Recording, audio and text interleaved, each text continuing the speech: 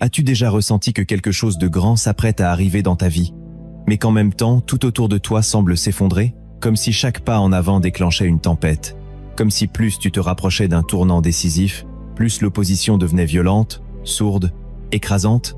Écoute bien, ce n'est pas une coïncidence. Ce que tu vis, ce que tu ressens, ce que tu portes dans ton esprit en ce moment même, ce n'est pas le fruit du hasard. Il y a des signes dans ta vie, des signes envoyés par Dieu, des signes mystérieux, puissants, prophétiques. Ils ne viennent pas te détruire, mais t'annoncer une chose. Ta plus grande bénédiction approche. Le Seigneur n'envoie jamais une élévation sans une préparation. Et cette préparation, elle passe parfois par des chemins de feu, des traversées du désert, des pertes, des silences divins, des incompréhensions, mais aussi par des signes clairs, envoyés à ceux et celles qui ont l'oreille attentive et le cœur sensible. Tu n'écoutes pas cette vidéo par hasard. Non, si tu entends ma voix en ce moment, c'est que tu es sur le point de recevoir une visitation divine, une clé spirituelle, une compréhension qui va changer ta posture intérieure. Dieu ne laisse jamais son enfant entrer dans une saison de gloire sans lui avoir donné auparavant des indices, des marqueurs, des signaux prophétiques. Et ces signaux, il faut les discerner, les reconnaître et les comprendre pour pouvoir collaborer avec la volonté de Dieu dans ta vie. Parce que parfois, c'est dans les pleurs, dans les portes fermées, dans les éloignements soudains, dans les accusations injustes, dans les silences du ciel, que Dieu te parle le plus fort. Il faut un cœur qui discerne, un cœur qui perçoit dans l'invisible. Et c'est exactement ce que cette vidéo va t'enseigner. Si tu veux savoir si tu es à l'aube de ta plus grande bénédiction, si tu veux apprendre à reconnaître les 7 signes que Dieu t'envoie avant de t'élever, alors reste bien jusqu'à la fin. Nous allons décortiquer ensemble les Écritures, traverser les exemples de Moïse, Joseph, David, Job, Esther et même Jésus-Christ lui-même, pour comprendre comment le ciel agit juste avant une percée spirituelle. Et à la fin de cette vidéo, je prierai pour toi, une prière puissante, inspirée, pour que Dieu ouvre tes yeux spirituels, fortifie ta foi et prépare ton cœur à la visitation qu'il a préparée pour toi.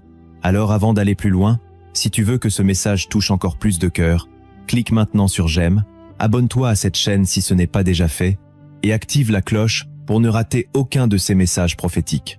Et surtout, écris en commentaire « Seigneur, rends-moi sensible à tes signes ». Oui, écris-le maintenant, et que cette phrase soit comme une prière déposée sur l'autel de ta foi. Car Dieu regarde les cœurs qui lui parlent.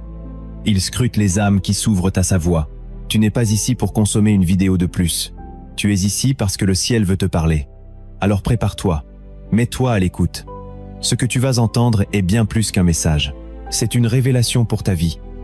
Depuis la nuit des temps, Dieu n'a jamais agi sans révéler ses intentions à ses serviteurs les prophètes. Il est un Dieu d'ordre, un Dieu de plan, un Dieu de révélation.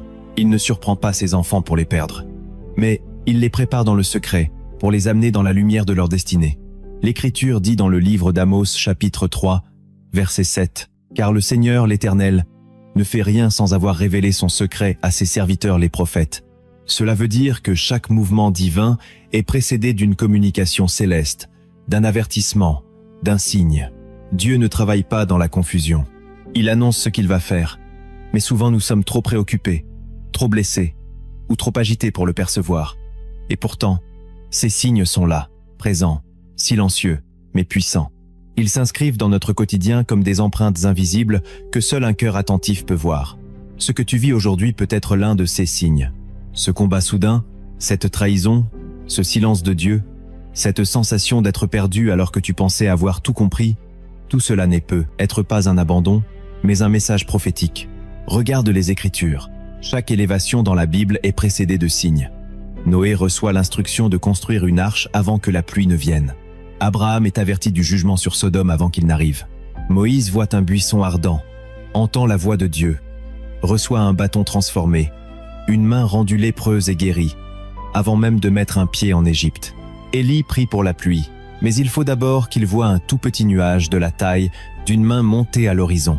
Et ce signe minuscule est le déclencheur d'une pluie abondante. Dieu donne toujours un indice, une trace, un repère. Le peuple d'Israël ne sort pas d'Égypte sans signe. Des plaies, des miracles, des paroles libérées par la bouche de Moïse. Même Jésus-Christ, notre Seigneur, annonce à l'avance sa mort, sa résurrection, l'envoi du Consolateur. Et le Saint-Esprit, lorsqu'il vient le jour de la Pentecôte, est précédé d'un son, venu du ciel, d'un vent impétueux, de langue de feu. Tout est signe, tout est orchestré. Dieu n'envoie pas la bénédiction sans une préparation.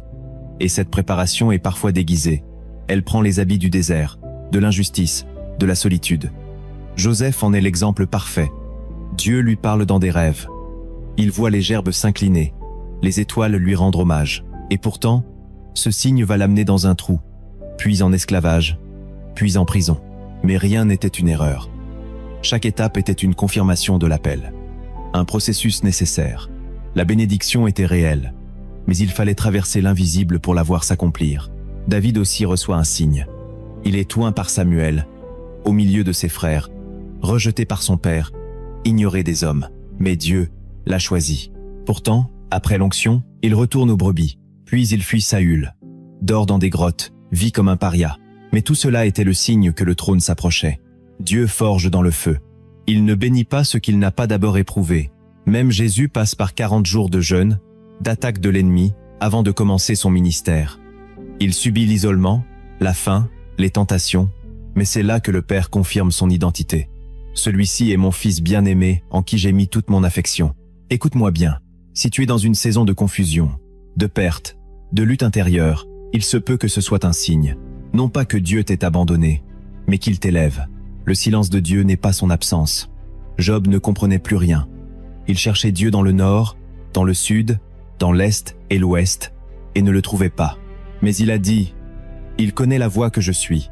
Quand il m'aura éprouvé, je sortirai pur comme l'or. » Dieu travaille dans le silence. Il forme le cœur dans l'invisible. Et quand il reste silencieux, c'est souvent parce qu'il te fait confiance.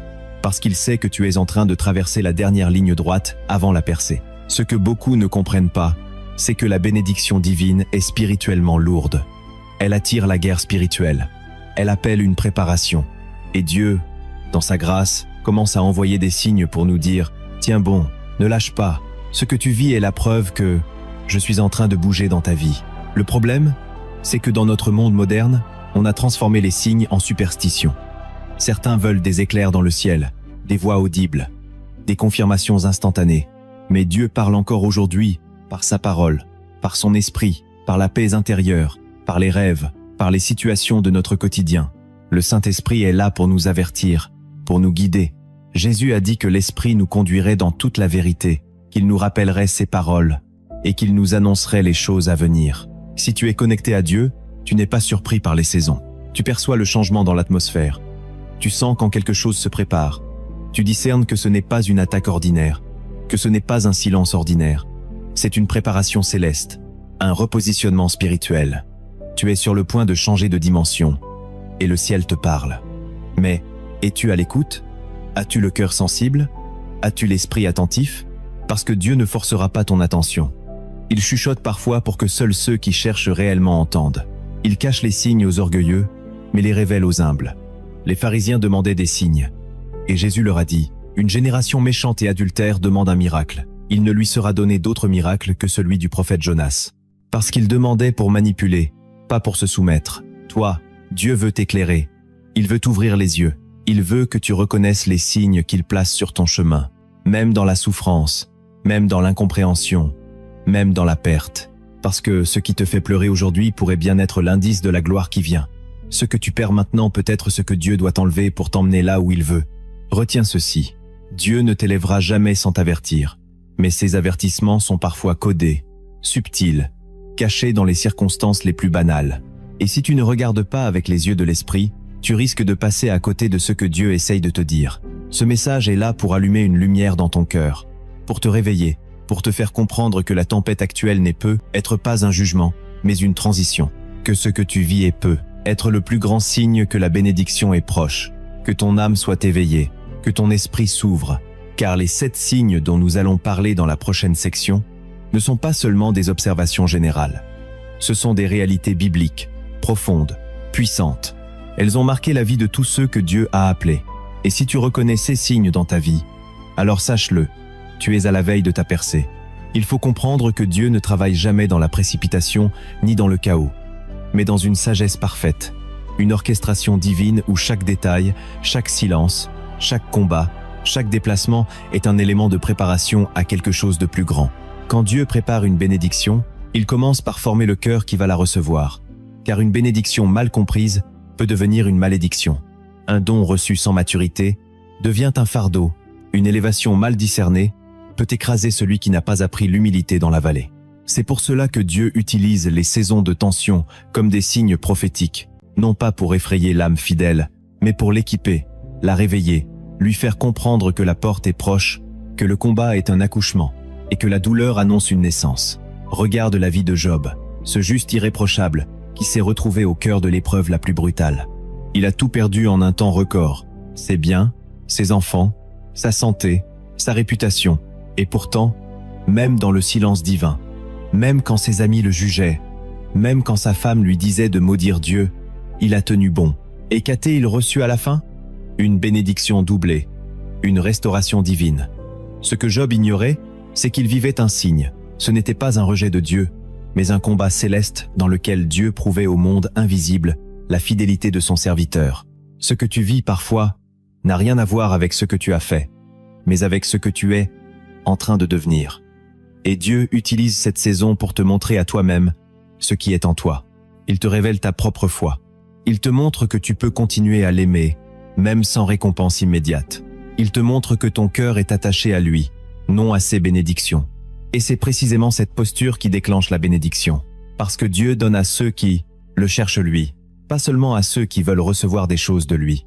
C'est cette foi nue, cette foi pure, cette foi qui dit comme Habakkuk, même si le figuier ne fleurit pas, même si le produit de l'olivier manque, même s'il n'y a pas de brebis dans les étables, je me réjouirai en l'Éternel. C'est cette foi-là qui attire le ciel. Et quand Dieu voit cette foi, il répond. Il envoie des signes. Mais ces signes ne sont pas toujours glorieux. Parfois ce sont des pertes, parfois ce sont des éloignements, parfois ce sont des portes qui se ferment. Mais si tu regardes bien, chaque fermeture est une orientation.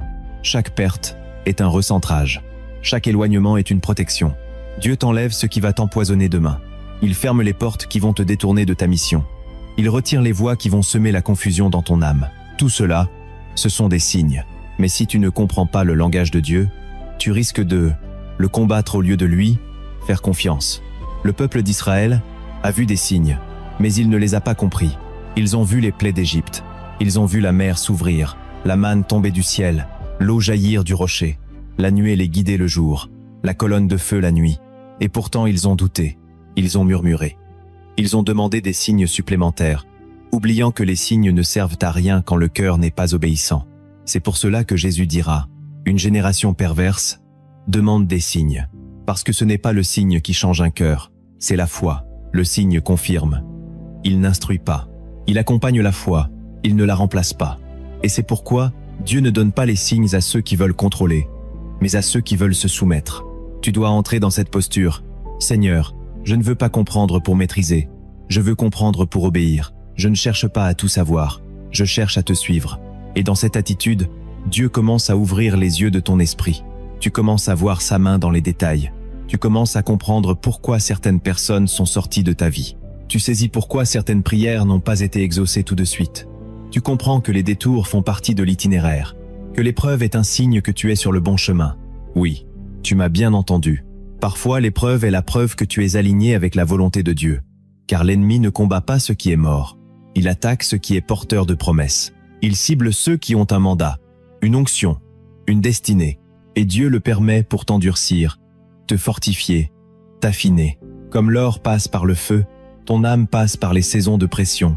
Et au milieu de cette pression, Dieu envoie des signes, des rêves récurrents, une parole biblique qui revient sans cesse, une paix intérieure inexpliquée malgré les tempêtes, une séparation soudaine qui te libère, sans que tu comprennes pourquoi, une sensibilité nouvelle à sa présence. Ce sont là des signes. Et ces signes précèdent la bénédiction. Regarde Esther. Avant d'être couronnée, elle a dû passer par 12 mois de purification. Elle a dû cacher son identité, vivre en retrait, être sélectionnée dans un système païen, être confrontée au risque de mort. Mais tout cela, c'était Dieu qui la positionnait. Et quand le moment est venu, elle a été prête. Ce que tu vis maintenant peut être ta saison de préparation, ton moment caché, ton processus invisible, Et chaque douleur, chaque silence, chaque combat est un panneau indicateur sur la route de ta percée. Mais il faut que tu les discernes. Il faut que tu les accueilles. Il faut que tu changes de posture intérieure, que tu passes de la plainte à l'écoute, de la peur à l'attente, du doute à la foi. Car Dieu est en train de parler.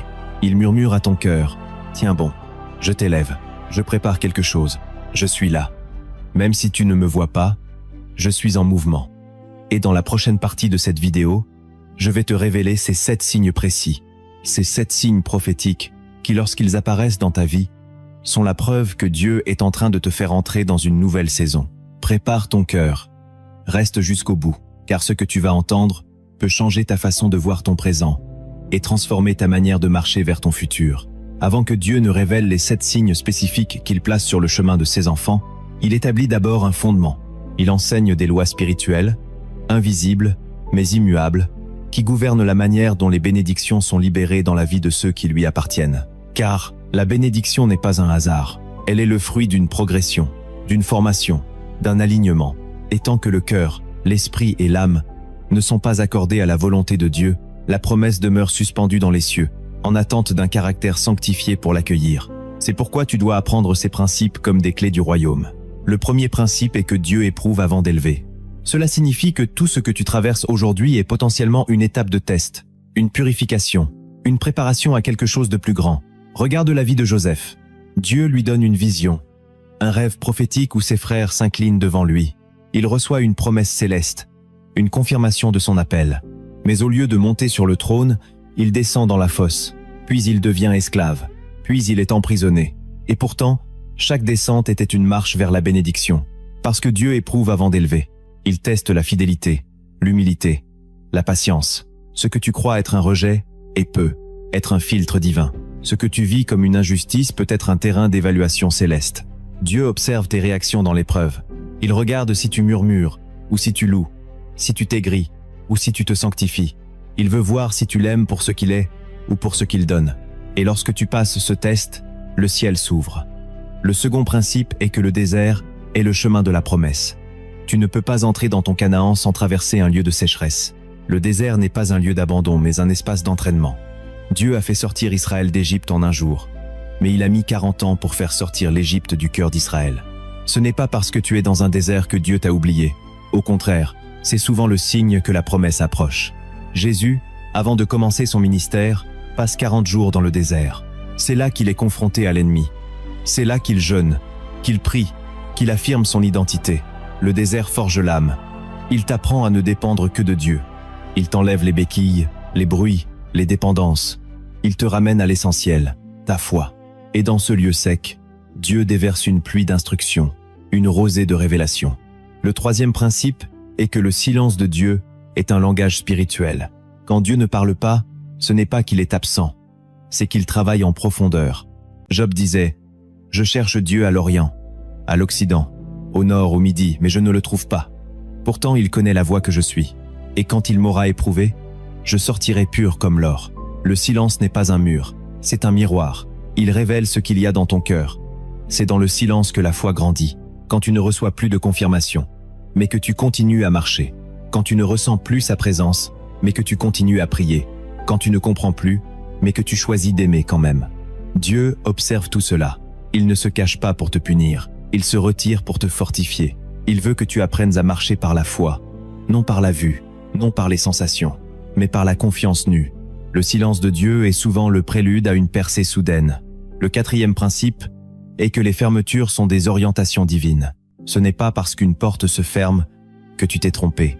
Il est possible que cette fermeture soit voulue par Dieu pour t'empêcher d'aller là où il ne veut pas que tu sois. Paul voulait aller en Asie, mais le Saint-Esprit l'en a empêché, et c'est par une vision qu'il comprend qu'il doit aller en Macédoine. Dieu oriente par les refus, les blocages, les retards. Il utilise l'opposition comme une boussole spirituelle. Apprends à ne pas forcer ce que Dieu bloque. Ne te bats pas pour ressusciter ce que Dieu a décidé d'enterrer. Certaines relations, certaines opportunités, certaines situations sont retirées de ta vie, non pas parce que tu as échoué, mais parce que Dieu te protège. Il voit plus loin, il ferme une porte aujourd'hui pour en ouvrir une meilleure demain. Le cinquième principe est que la confusion précède souvent la révélation. Quand Dieu veut te faire passer à un autre niveau, Il te retire tes repères habituels. Il te fait sortir du confort, il bouscule tes plans, il dérange ton agenda. Moïse a fui l'Égypte dans la panique, pensant avoir raté sa mission, alors qu'il était sur le point d'entrer dans le plan de Dieu. Pierre a renié Jésus, croyant tout avoir perdu, alors qu'il allait devenir le pilier de l'Église. La confusion est parfois le chaos nécessaire pour détruire l'ancien toi et préparer l'homme nouveau. Dieu te déconstruit pour mieux te reconstruire. Il te fait perdre ce que tu pensais être, pour te révéler ce que tu es réellement en lui. Si tu te sens perdu, désorienté, c'est peu. Être que le ciel est en train de déplacer les fondations de ta vie. Et au cœur de cette confusion, une révélation s'apprête à éclater. Dieu est fidèle. Il ne te laissera pas dans le brouillard. Mais il veut que tu traverses ce moment en le tenant par la main, pas en t'appuyant sur ta logique. Il veut te conduire vers une lumière nouvelle. Mais tu dois accepter de marcher par la foi dans l'obscurité temporaire. Car, au bout du brouillard, il y a la gloire. Le 6e principe est que l'humiliation précède toujours l'élévation, car Dieu ne partage pas sa gloire avec l'orgueil, et il n'élèvera jamais un cœur qui s'élève lui-même. Car dans le royaume de Dieu, le chemin vers le sommet passe, d'abord par l'abaissement volontaire et profond du moi intérieur. Et c'est ce que David a vécu après avoir été oint. Il n'est pas allé immédiatement au trône, mais est retourné au champ, oublié par sa famille, rejeté par le roi en place, persécuté comme un criminel, fuyant de grotte en grotte et pleurant en silence. Ses incompréhensions, mais jamais il n'a pris la couronne de ses propres mains. Il a attendu que Dieu le positionne, car l'homme qui se promeut lui-même se mettra en guerre contre le ciel, tandis que celui qui s'abaisse, sous la main de Dieu sera élevé au temps convenable. Jésus lui-même n'a pas été exempt de ce principe, bien qu'il soit fils de Dieu. Il s'est abaissé jusqu'à la condition d'un serviteur, obéissant jusqu'à la mort, même la mort sur une croix. C'est pourquoi Dieu l'a souverainement élevé et lui a donné le nom au-dessus de tout nom. Si tu traverses une saison où tu es humilié, rejeté, mis de côté, considère cela comme un autel invisible, où Dieu est en train de brûler ce qui ne doit pas monter avec toi, car l'orgueil dans ton cœur est un poison silencieux, et Dieu veut te guérir avant de te donner plus. Il veut que tu sois assez petit pour porter quelque chose de grand. Le 7e principe est que l'obéissance silencieuse déclenche les percées spirituelles. Il y a des bénédictions que tu n'obtiendras jamais en parlant, mais en obéissant, Abraham n'a pas reçu de plan détaillé, il a reçu une instruction: quitte ton pays, la maison de ton père, et va dans le pays que je te montrerai. Et il est parti, sans discuter, sans comprendre, sans savoir, juste en obéissant. Noé a construit une arche pendant des années, sans voir une goutte de pluie. Juste sur la base d'une parole reçue, Joseph a servi fidèlement dans la maison de Potiphar, puis en prison, sans jamais murmurer, ni chercher à manipuler sa sortie. Dieu bénit ceux qui lui obéissent, même quand rien ne semble bouger, même quand l'obéissance coûte. L'obéissance prouve la foi. Elle parle plus fort que les prières émotionnelles. Elle ouvre des portes que la stratégie ne pourra jamais forcer. Et si Dieu te demande d'attendre, de lâcher quelque chose, et pardonner, de rester fidèle, alors fais-le. Même si tu ne comprends pas, car derrière chaque acte d'obéissance, il y a une percée que tu ne vois pas. Encore, le 8e principe est que la foi est activée dans le noir. Dieu permet, volontairement, certaines saisons d'obscurité spirituelle, non pas pour nous perdre, mais pour réveiller une foi plus mature, une foi qui ne dépend pas des émotions, des sensations ou des confirmations visibles. Une foi qui persiste, même quand tout semble mort. Jésus dira à Thomas: « Heureux ceux qui n'ont pas vu et qui ont cru. » Et c'est cette catégorie que Dieu recherche en toi. Crois-tu toujours quand tu ne ressens plus rien? Crois-tu encore quand le ciel est silencieux et que ton entourage t'abandonne? Car la foi n'est pas une émotion, c'est une décision. Tu choisis de croire non parce que tu ressens, mais parce que Dieu a parlé. Plus tu avances dans l'obscurité, avec foi, plus le ciel te considère comme un héritier du royaume. Plus tu refuses de lâcher, malgré l'invisibilité, plus tu t'accordes avec les héros de la foi qui ont marché, en espérant contre toute espérance, comme Abraham, comme Moïse, comme Daniel, dans la fosse comme la femme à la perte de sang, comme Paul au milieu du naufrage. Le 9e principe est que la gratitude dans l'épreuve attire la faveur divine, car ce qui sort de ta bouche dans la douleur révèle ce qui vit dans ton cœur. Et Dieu entend tout.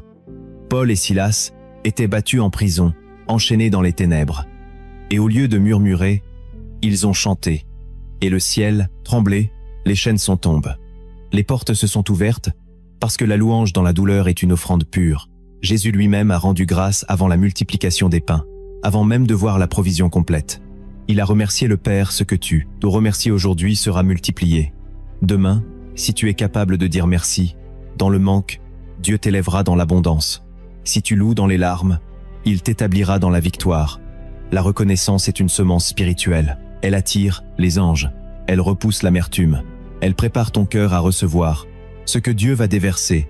Sois reconnaissant, non parce que tu vois, mais parce que tu crois que Dieu est fidèle et qu'il agit même en silence. Le 10e principe est que la persévérance est la clé de l'accomplissement, car il ne suffit pas de commencer bien. Il faut terminer fort. Élie a prié 7 fois avant que le nuage n'apparaisse. Daniel a jeûné 20. Et un jour avant que l'ange n'arrive, Jésus a persévéré jusqu'à la croix, sans détourner son regard de la mission. Tu peux avoir une promesse, mais sans persévérance, elle restera une théorie spirituelle. La foi sans endurance est un feu de paille, et Dieu cherche une génération qui tient ferme, qui ne lâche pas, qui avance même à genoux, car ce sont ceux qui persévèrent jusqu'à la fin qui seront sauvés. Continue de croire, continue de marcher, même si c'est lent, même si c'est flou, même si c'est douloureux, car Dieu n'est pas injuste pour oublier ton travail, ton amour, ton obéissance, ta fidélité. À la fin de toute chose, il y a la gloire préparée pour ceux qui persévèrent et qui n'abandonnent pas la course. Et maintenant que c'est dit, principes sont déposés dans ton esprit. Ton cœur est prêt pour recevoir ce que nous allons explorer. Dans la prochaine section, les 7 signes que Dieu envoie avant de te bénir profondément. Il veut établir que ton âme soit préparée, que ton discernement soit aiguisé, que ta foi soit ancrée, car ce que tu vas entendre ensuite pourrait bien être la confirmation que ta bénédiction est plus proche que tu ne le pensais. Lorsque Dieu prépare une grande bénédiction pour ta vie, il ne laisse jamais cela se faire dans le désordre ou l'improvisation, car le ciel fonctionne selon des cycles, des saisons et des signes. Et si ton esprit est éveillé, tu reconnaîtras ces indices divins qui annoncent l'arrivée imminente d'un changement spirituel radical. Le premier signe que Dieu envoie juste avant une grande bénédiction, c'est une séparation soudaine et inattendue. Une coupure relationnelle que tu ne comprends pas, une distance que tu n'as pas provoquée, une personne qui s'éloigne sans raison apparente, parfois même de façon brutale ou injuste. Et pourtant, dans ce mouvement douloureux, se cache une sagesse céleste. Car Dieu sait que tout ce qui ne porte pas ta destinée ne peut pas t'accompagner vers ta bénédiction. Il sait que certains liens sont des distractions, des retards, des pollutions silencieuses, et qu'avant de verser l'huile fraîche sur ta tête, il doit t'émonder, te détacher de Lot pour que tu vois la terre promise avec clarté. Car tant que Lot restait avec Abraham, Dieu ne lui parlait pas de l'héritage. Mais dès que la séparation a eu lieu, la vision est revenue. C'est pourquoi tu ne dois pas interpréter chaque éloignement comme une attaque, mais comme une stratégie divine, car certains départs sont des délivrances déguisées, et certains silences sont des purifications. Ce que tu perçois comme une perte peut être une libération surnaturelle, que tu comprendras après la bénédiction seulement, pas avant, car Dieu coupe avant d'ouvrir. Il retire avant de donner, il vide avant de remplir. Alors, si tu es dans une saison où des relations tombent, où des cercles se brisent, ne t'accroche pas à ceux que Dieu est en train d'enlever. Bénis, relâche et avance, car tu n'as pas besoin de Lot pour entrer dans ton Canaan. Le deuxième signe que Dieu envoie avant une percée majeure, c'est une intensification brutale de l'opposition spirituelle. Un combat qui surgit soudainement et qui semble disproportionné, des attaques que tu ne comprends pas, une guerre dans les pensées, dans ton entourage, parfois dans ton propre corps. Et ce n'est pas parce que tu es en désobéissance, c'est précisément parce que tu es en alignement. Car l'ennemi sent quand une élévation approche, il perçoit le mouvement céleste avant toi. Il sent la promotion divine, alors il déclenche des vagues d'oppression pour te faire reculer, pour te fatiguer, pour te pousser à abandonner à quelques mètres de la promesse. Mais ce que tu dois comprendre, c'est que cette intensification du combat est un signe spirituel que le ciel bouge, que le royaume de Dieu s'approche, que tu es sur le point de basculer dans une nouvelle dimension, et c'est pourquoi il te faut résister, tenir bon, persévérer, car si tu fléchis maintenant, tu risques de rater ce que tu as attendu toute ta vie. Souviens-toi de Job, c'est juste avant sa restauration que la tempête a atteint son sommet. Et regarde Jésus, c'est juste avant la croix que l'agonie du jardin de Gethsémané a failli l'écraser, car l'adversaire attaque toujours avant la manifestation de la gloire. Alors si ton combat s'intensifie, réjouis-toi en esprit, car cela veut dire que la percée est proche, très proche. Le troisième signe que Dieu envoie, c'est un vide intérieur profond et inexplicable, une sensation de sécheresse spirituelle, un silence pesant de la part de Dieu, une perte de goût, ce qui te nourrissait autrefois, et tu te demandes ce qui ne va pas. Tu cherches la faute, mais en réalité, Dieu t'a mis dans un cocon spirituel. Il te retire les béquilles émotionnelles, il coupe les voix extérieures, il éteint les lumières humaines, pour que tu apprennes à reconnaître sa voix dans le silence. Car la maturité spirituelle naît dans le désert, pas dans l'euphorie. Et ce vide que tu ressens, ce creux dans ton âme, n'est pas un abandon, mais une invitation. Dieu veut te faire descendre plus profond en lui. Il veut élargir ta capacité intérieure. Il veut te préparer à recevoir plus.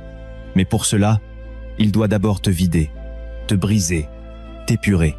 Et si tu acceptes ce vide comme un appel à l'intimité, alors tu vas découvrir une profondeur avec Dieu que tu n'as jamais connue auparavant. Car ceux qui l'ont cherché dans les ténèbres le connaissent dans la lumière avec puissance. Souviens-toi de David qui disait dans les psaumes « Mon âme a soif de toi, mon cœur soupire après le Dieu vivant. C'est cette soif-là qui attire la pluie du ciel. Alors ne fuis pas le vide, habite-le, et laisse le Saint-Esprit y creuser un puits. » Le quatrième signe que Dieu t'envoie avant une bénédiction majeure, c'est un repositionnement soudain, parfois incompréhensible. Un déplacement physique, professionnel, relationnel ou spirituel, une transition imposée qui bouleverse ton rythme, ta sécurité, tes habitudes, et tu te retrouves dans un endroit nouveau, inconfortable, peut être même déroutant, mais c'est précisément là que Dieu va te visiter.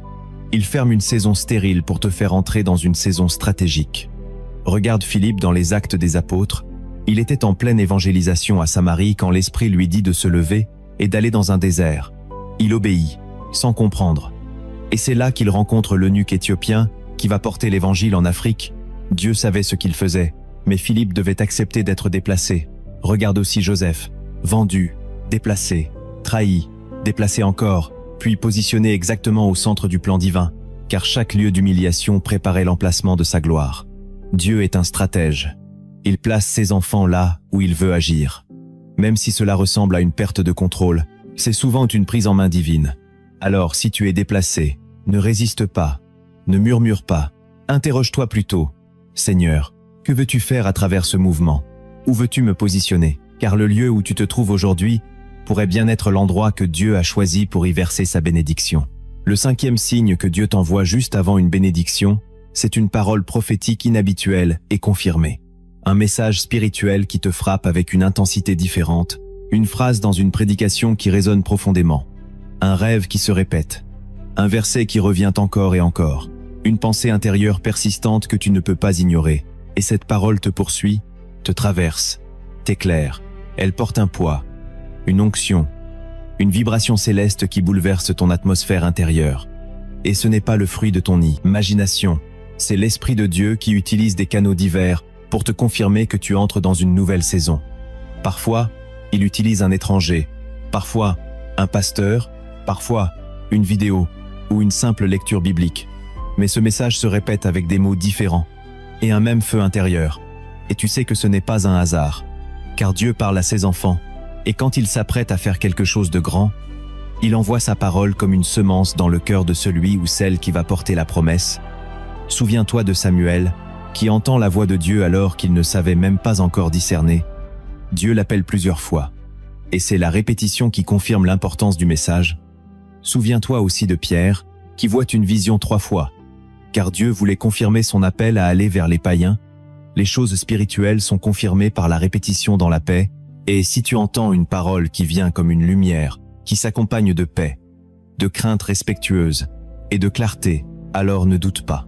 Écris-la, médite-la, prie-la, car c'est peut être le signal que le ciel est en train de te faire entrer dans ta saison promise. Le sixième signe que Dieu t'envoie avant une bénédiction, c'est un besoin soudain et profond de sanctification. Une conviction intérieure inhabituelle, une soif de pureté, un dégoût pour certaines habitudes, un appel intérieur à se séparer, à renoncer à certains comportements, à couper certaines influences, à se mettre à part.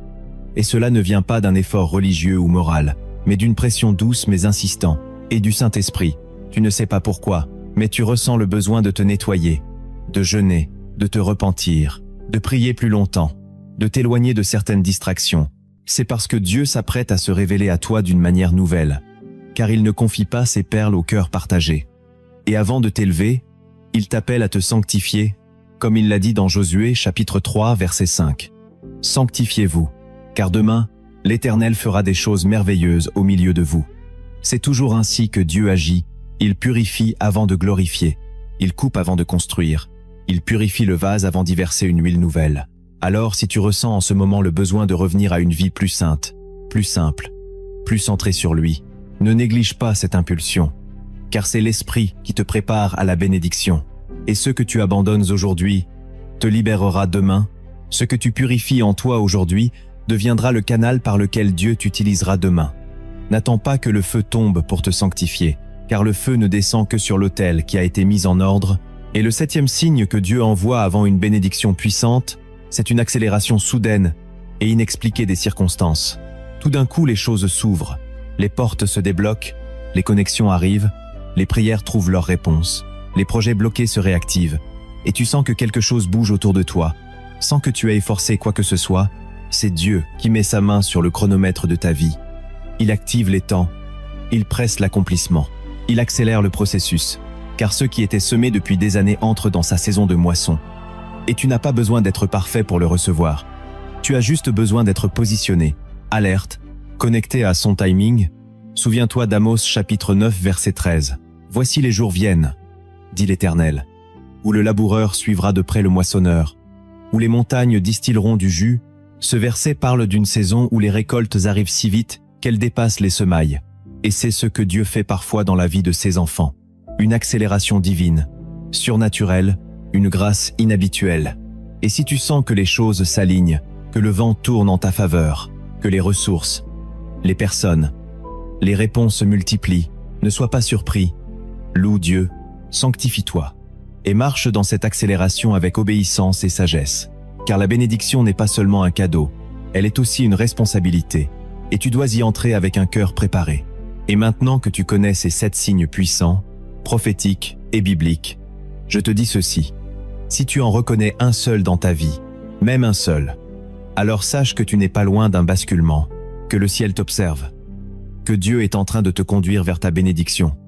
Mais il attend ta réponse, ton positionnement, ta foi. Car ces signes sont des appels, pas des promesses automatiques. Ils sont comme des trompettes qui annoncent l'arrivée d'un roi. Et ce roi, c'est Jésus, qui veut établir quelque chose de nouveau en toi. Alors ne tarde pas, ne doute pas, ne résiste pas. Ouvre ton cœur, prépare ton autel et dis à Dieu, « Seigneur, me voici, sanctifie-moi, instruis-moi, élève-moi pour ta gloire. » Et si ce message a résonné en toi, écris en commentaire, « Seigneur, ouvre mes yeux spirituels. » Puis partage cette vidéo à quelqu'un qui traverse une saison étrange. Car ce que tu viens d'entendre pourrait être la clé de compréhension de toute une vie, et abonne-toi si ce n'est pas encore fait. Car ce que Dieu a commencé à te révéler ici, il va le continuer dans les prochaines vidéos, et nous prierons ensemble pour que tu entres dans la bénédiction que le ciel a préparée pour toi depuis le commencement des temps. Lorsque Dieu te révèle ces signes, ce n'est jamais pour te satisfaire intellectuellement. C'est pour t'amener à bouger, à réagir, à changer de posture. Car dans le royaume de Dieu, la révélation appelle toujours une action. Ce que tu fais avec ce que Dieu te montre détermine ce que tu recevras ensuite. Car une bénédiction non préparée peut être un piège, une porte mal abordée peut devenir un désert. C'est pourquoi l'Esprit de Dieu t'invite maintenant à entrer dans une dimension d'application, de positionnement, de transformation. Car les signes ne suffisent pas. Si tu ne t'alignes pas avec ce qu'ils appellent, tu dois maintenant apprendre à aligner ta vie avec les mouvements de Dieu, car ton obéissance aujourd'hui déterminera la saison que tu vivras demain. La première chose que tu dois faire, c'est apprendre à écouter Dieu dans les saisons étranges. Quand tout semble flou, incertain, quand tu ne reconnais plus rien autour de toi, c'est là qu'il faut aiguiser ton oreille spirituelle. Samuel a entendu la voix de Dieu la nuit, sans expérience, sans modèle. Mais parce qu'il a répondu, il est devenu un prophète établi. Tu dois cultiver le silence, éteindre les bruits, entrer dans une écoute volontaire, passer du temps sans rien dire, juste pour que ton esprit capte le murmure de Dieu. Ensuite, il faut nettoyer ton autel intérieur. Tu ne peux pas recevoir une bénédiction de feu sur un autel rempli de cendres.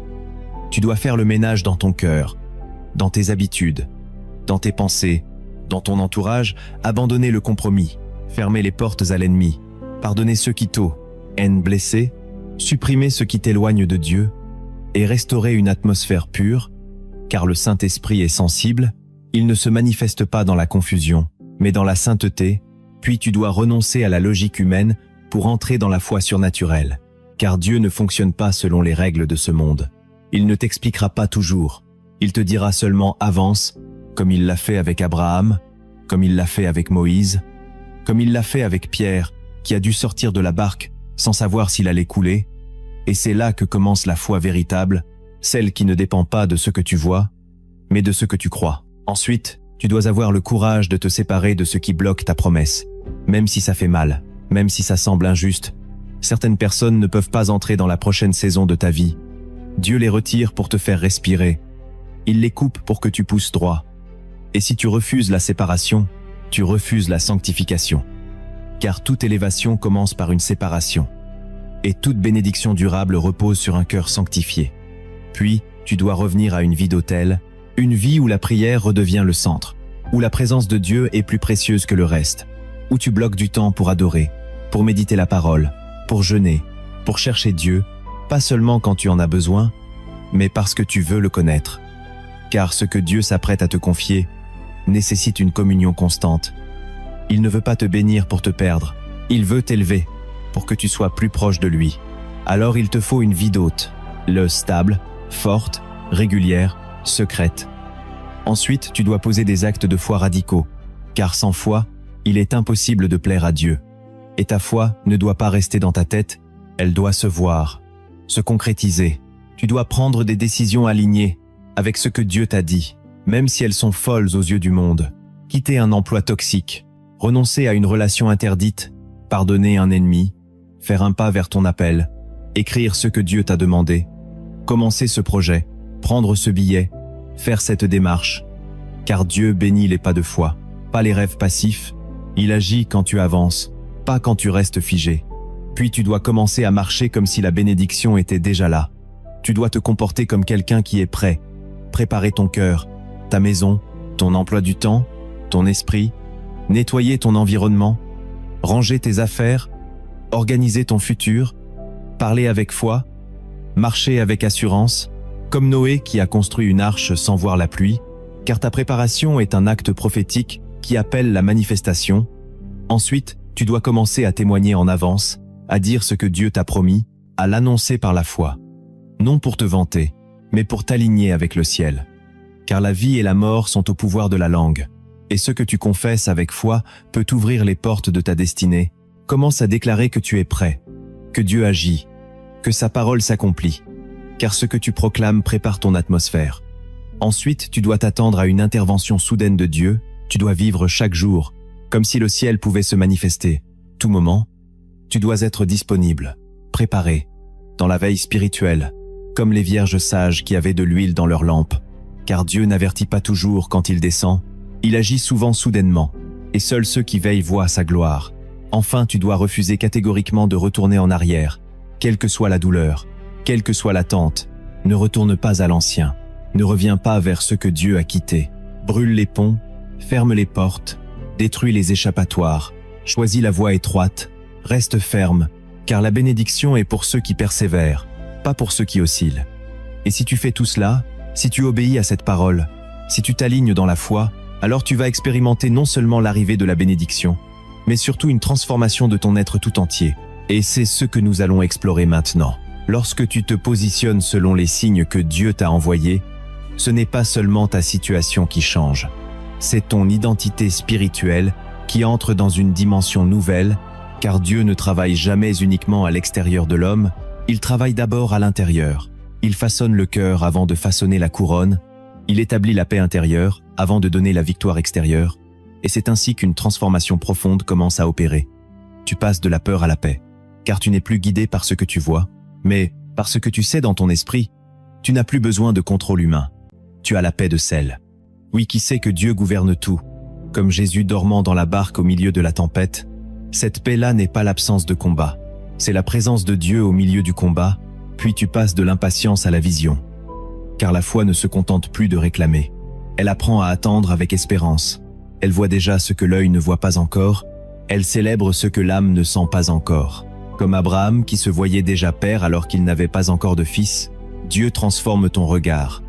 Il t'apprend à voir comme lui voit. Tu deviens sensible à la voix de l'esprit. Tu ne te contentes plus d'émotions spirituelles ou de traditions religieuses. Tu ressens sa direction. Tu reconnais ses murmures. Tu sais quand il dit non. Tu perçois quand il dit maintenant. Et chaque jour devient une aventure conduite par sa main. Tu marches avec assurance et autorité. Tu n'es plus dominé par le doute, la peur, les blessures du passé. Tu sais qui tu es. Tu sais qui te parle. Tu sais où tu vas. Et même si tout n'est pas encore accompli, tu avances comme un fils, comme une fille, porteur de promesses, héritier du royaume, et tu accèdes à un nouveau cycle spirituel. Tu entres dans une saison où les fruits commencent à paraître, où les choses se mettent en place avec fluidité, où les portes s'ouvrent sans forcer, où la présence de Dieu devient ta vraie richesse. Et tu comprends que ce que tu vis n'est pas une fin, mais un commencement. Et pour t'aider à saisir cela profondément, écoute cette histoire inspirée par les cieux. Il était une fois un jeune homme simple, discret. Il priait, il jeûnait, il servait. Et un jour, Dieu lui parla en rêve. Il lui montra une grande porte, une couronne de lumière, et des peuples qu'il devait toucher. Il se leva le cœur brûlant de foi. Mais au lieu de vivre la gloire, il perdit son travail. Il fut trahi par ses amis, éloigné de sa famille, calomnié, réduit à rien. Il pleura, cria, supplia, mais le ciel resta silencieux. Pourtant il persista, il pria encore, il resta fidèle à la vision. Puis un jour, une opportunité se présenta. Il fut envoyé dans un lieu qu'il n'aimait pas, mais il obéit. Et là, il rencontra une personne clé, qui l'introduisit à un cercle divinement préparé, et tout s'accéléra. Les portes s'ouvrirent, les ressources arrivèrent, la grâce coula, les âmes furent touchées, la promesse s'accomplit. Et Dieu lui dit, « Ce que tu as vécu n'était pas une punition, c'était la salle d'accouchement de ton appel. » Et le jeune homme tomba à genoux et pleura, car il comprit que les 7 signes qu'il avait vécus n'étaient pas des malédictions, mais des préparations. Aujourd'hui je te dis, tu es peu être ce jeune homme, tu es peu être cette femme en attente, ce père fatigué, cette sœur épuisée. Mais Dieu te voit, et il agit. Et si tu te positionnes, si tu réponds, si tu marches avec foi, alors ce que tu attends depuis si longtemps va se manifester, pas parce que tu l'as mérité, mais parce que tu t'es aligné.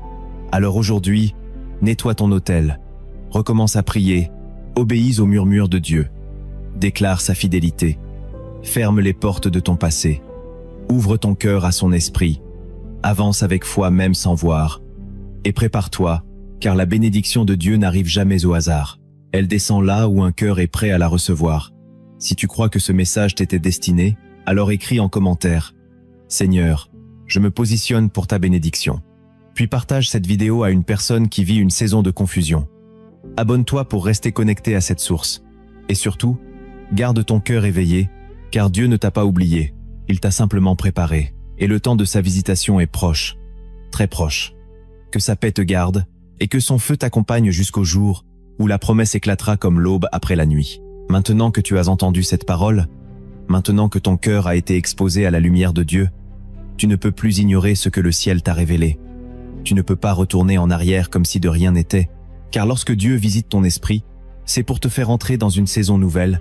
Ce que tu viens de recevoir n'est pas une simple série d'enseignements. C'est une clé prophétique, une parole vivante, une semence de percée.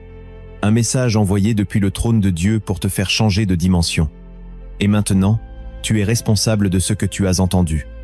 Car la vérité révélée appelle une réponse.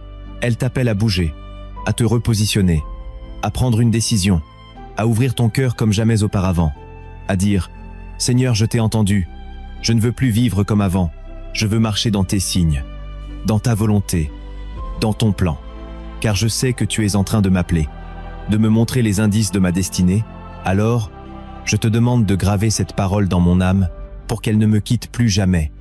Je refuse que cette vidéo soit juste une émotion passagère. Je veux qu'elle devienne une fondation spirituelle dans ma vie, un tournant, un point de non-retour. Et pour cela, je veux revenir sur tout ce que tu m'as montré. Seigneur, tu m'as montré que lorsque tu t'apprêtes à bénir un enfant, tu envoies toujours des signes, tu retires des relations inutiles pour purifier le chemin. Tu permets des combats intenses pour tester l'endurance et la foi. Tu fais naître un vide profond pour attirer notre âme dans ton intimité. Tu nous repositionnes stratégiquement même quand cela nous coûte. Tu nous parles par des paroles prophétiques qui reviennent avec puissance. Tu éveilles en nous un besoin soudain de sanctification et tu ouvres des chemins avec une accélération surnaturelle. Ces signes sont la preuve que tu es en mouvement, que tu n'as pas oublié, que tu prépares quelque chose, et si je reconnais même un seul de ces signes dans ma vie, alors je sais maintenant que je suis sur le point de basculer dans ma bénédiction.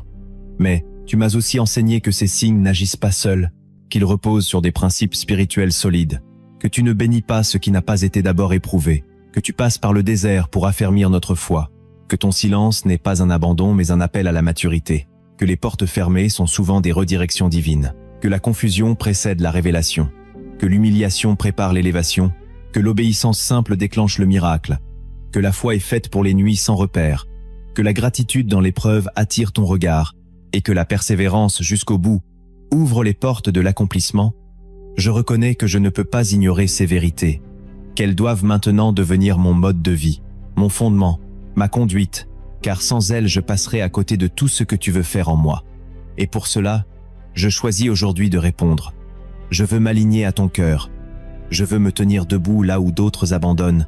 Je veux obéir même quand cela me coûte. Je veux purifier mon autel. Je veux mettre de l'huile dans ma lampe. Je veux te dire, avec sincérité, Seigneur, je me tiens prêt pour ce que tu veux faire, même si je ne comprends pas tout, même si je ne vois pas encore. Je crois que tu es fidèle. Je crois que tu es en train d'ouvrir une nouvelle saison. Et je ne veux pas rater ce que tu as préparé pour moi. Alors je te donne ma volonté. Je te donne mes projets, mes émotions, mes peurs, mes attentes, mes regrets. Je te donne tout pour que tu fasses de moi un homme, une femme selon ton cœur. Je refuse d'être seulement un auditeur. Je veux devenir un instrument, un porteur de ta gloire, un témoin de ta fidélité. Je veux être trouvé prêt. Je veux être trouvé fidèle. Je veux que le ciel m'identifie comme quelqu'un qui a cru jusqu'au bout, qui a résisté dans la foi, qui a attendu sans fléchir, qui a prié même quand tout était sec. Car c'est à ces âmes que tu confies tes bénédictions. Et je choisis aujourd'hui de faire partie de ce peuple, de cette génération qui ne baisse pas les bras, qui se sanctifie même dans la vallée, qui se positionne même quand tout semble s'écrouler. Car je sais que la promesse est réelle. Je sais que ton alliance est intacte. Je sais que tu es le Dieu qui agit soudainement. Et que ce que tu as commencé en moi, tu vas l'accomplir dans ta fidélité. Seigneur mon Dieu, je me tiens devant toi avec tout ce que je suis, avec mes faiblesses, mes combats, mes incompréhensions, mes douleurs, mais aussi avec mon cœur grand ouvert, avec ma foi fragile mais sincère, avec mon âme qui soupire après toi. Car je crois que tu m'as parlé à travers ce message. Je crois que ce n'était pas une vidéo de plus, mais une visitation divine, une convocation céleste, une parole prophétique déposée dans ma vie pour déclencher un changement éternel. Alors aujourd'hui, je te demande de m'aligner complètement à ta volonté. Je te demande de m'arracher à tout ce qui bloque ma bénédiction. Je brise maintenant, au nom de Jésus, tout esprit de peur, de passivité, de doute, de compromis. Je renonce à toute pensée d'échec, à toute logique charnelle, à toute distraction, à tout attachement toxique. Je déclare que je suis à toi et que ma vie t'appartient. Je ne veux plus suivre mes émotions. Je veux suivre ta voie. Je ne veux plus m'appuyer sur mon intelligence, mais sur ton esprit. Viens me sanctifier. Viens me purifier. Viens me repositionner. Donne-moi un cœur qui obéit, même sans comprendre.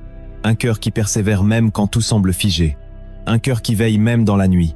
Car je sais que tu es fidèle. Je sais que tu ne mens pas. Je sais que tu tiens ta parole. Alors, je te donne mon désert. Je te donne mes pertes. Je te donne mes silences. Je te donne mes frustrations. Et je te dis, fais de moi ce que tu veux.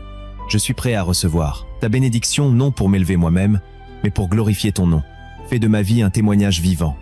Une preuve que tu agis encore, que tu réponds encore, que tu élèves encore ceux qui espèrent en toi. Je déclare maintenant que ma maison est bénie, que mon esprit est libre, que mon chemin est éclairé, que ma saison change au nom puissant de Jésus. J'active dans ma vie tout ce que le ciel a retenu à cause de mon inaction. Je débloque maintenant par la foi ce que tu avais prévu depuis longtemps. Je reçois la paix, je reçois la clarté, je reçois l'onction, Je reçois la force pour avancer, et je proclame que plus rien ne sera comme avant, car je suis marqué par cette parole. Je suis scellé par ta présence. Je suis visité par ton feu, et je te rends toute la gloire, Père, pour ce que tu fais, ce que tu es, ce que tu prépares. Je te remercie pour chaque personne qui a reçu cette parole avec foi. Je te prie de visiter leur maison, leurs enfants, leur corps, leurs projets, leur avenir, qu'ils voient ta main, qu'ils entendent ta voix, qu'ils discernent tes signes, et qu'ils aient le courage d'y répondre pleinement, avec audace, avec foi, avec obéissance. Je te rends grâce pour la saison de percée qui s'ouvre, pour les portes qui s'ouvrent sans effort humain, pour les connexions divines, pour les transformations intérieures profondes, pour la restauration des âmes fatiguées, pour les miracles soudains, pour les appels renouvelés, pour les cœurs relevés, pour les vocations réveillées, pour les hôtels familiaux restaurés, pour les témoignages à venir, pour les larmes qui se changent en chant, pour les ténèbres qui se dissipent, et pour la lumière de ta gloire qui vient embraser une génération entière.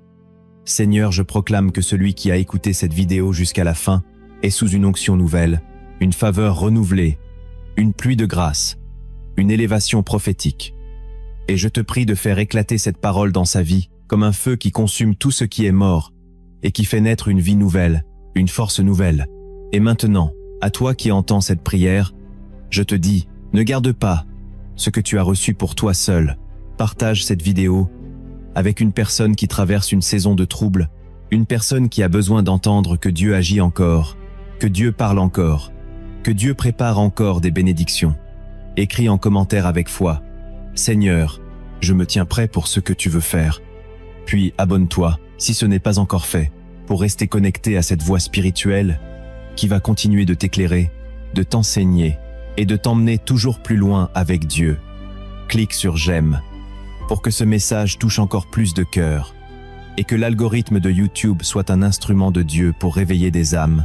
Et surtout, partage ce message sur WhatsApp, car il ne s'agit pas de vidéos, il s'agit de destinée, il s'agit de bénédictions en attente, il s'agit de percées suspendues, il s'agit de portes qui doivent s'ouvrir, et tu es peu, être le canal par lequel une vie va être changée. Alors sois obéissant, sois audacieux, sois prophétique, et va jusqu'au bout de cette parole, car ce n'est pas la fin, c'est un commencement. Le ciel bouge, la terre tremble, et Dieu est prêt à agir. Il n'attend plus que ton positionnement, ton oui, ton feu intérieur. Alors lève-toi, entre dans ta saison, et que la bénédiction que Dieu t'a montrée devienne réalité au nom puissant de Jésus. Amen.